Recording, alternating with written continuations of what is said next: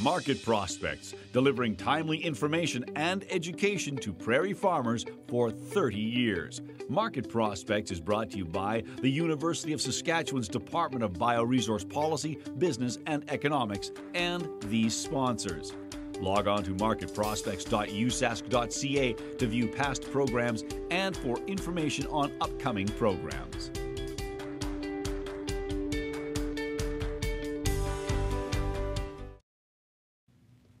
For our Market Prospects interview this week, we take an in-depth look at UPOV 91, plant breeders' rights, and Prairie Crop Research.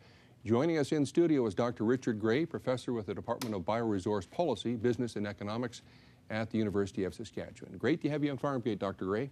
Thanks, Bob. Pleasure to be here. Right off the top then, what is UPOV and how is Canada involved?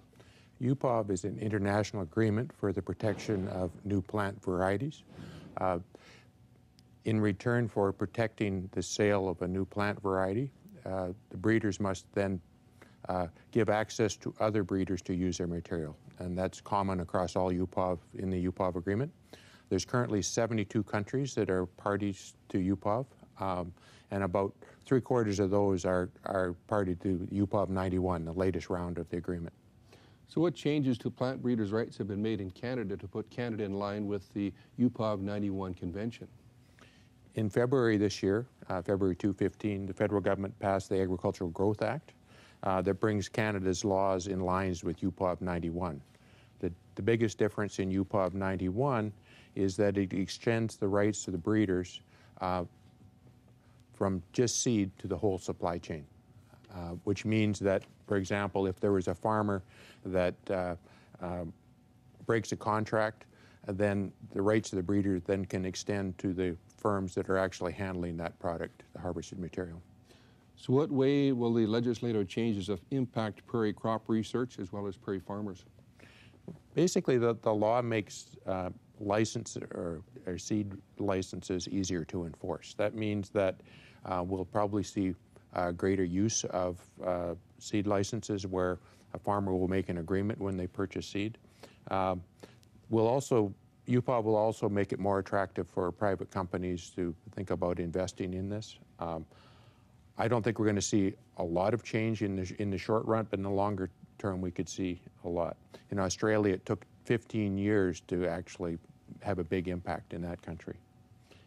So in this new environment then, what opportunities and constraints will there be for public and producer group plant breeding programs? That's a good question.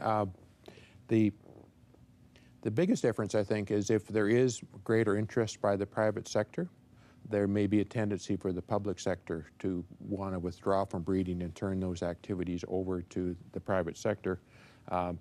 If they do this too soon, it could be a huge mistake. That was tried in the United Kingdom in 1987. They sold their private breeding industry, the public industry went private, but there wasn't enough revenue there to support a proper private breeding sector, and basically the whole country was in trouble for years with breeding by moving too quickly. The other extreme, I think it happened in Canada with the case of canola. The federal government got out of breeding. Private companies went in, they invested a lot. We got a lot of certainly yield gains out of that, but producers ended up paying a lot for seed.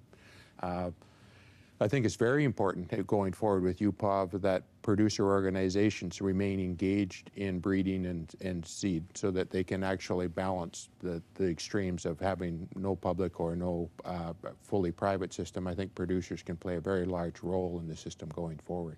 Will we see a shift more to the private side as opposed to public breeding then? There will be more opportunities for that to happen if there's ability for private companies to earn money by selling seed.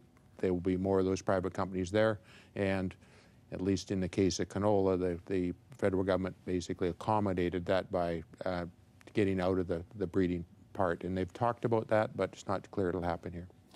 So how can agricultural economists contribute going forward as the new legislation is implemented?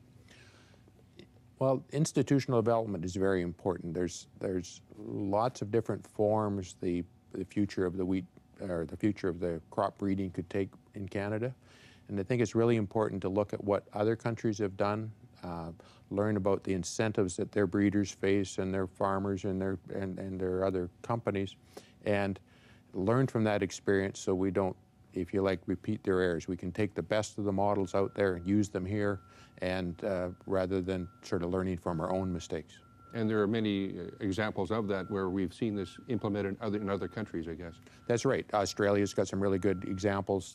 France has got some really good examples. And I think if we can learn from those models, we can pick the best of those models and actually make a made-in-Canada research system that's better than anybody else's in the world. So I think analysis can really help bringing those models here and adapting them.